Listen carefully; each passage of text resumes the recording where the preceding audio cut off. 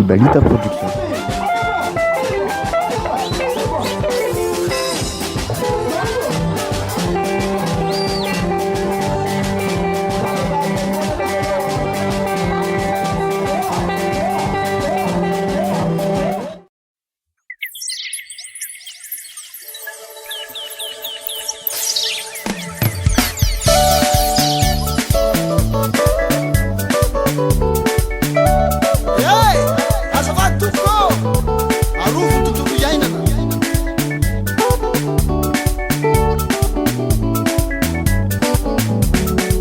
Tsiarovy Gasikara, arovy rano siniala, entannon tsy mahalala, tany amin'ny fanimbasimbana.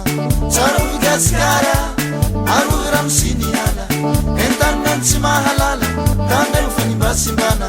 Tadidio fanao ane, niarena ny Gasikara, fanidoro tanety, hevitra tsy mety, fikapana hazo, tsy tokony ho azo atao, aso fepetra. Mawani rehetra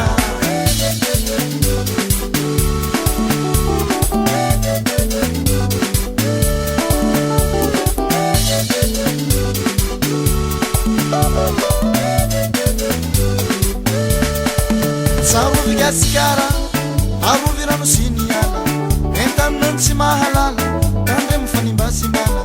Tsiarovy Gasikara, arovy rano siniala, entannon tsy mahalala, tandre mifanimbasimbana.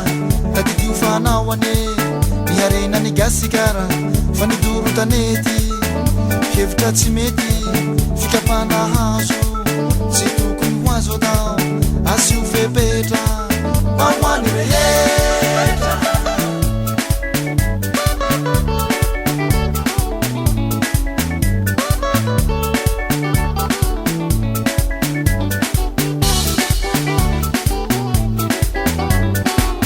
Matsapatena, arovo tsara ny zavaboary, matsapatena, tano ny azo fa sarotra ny mila.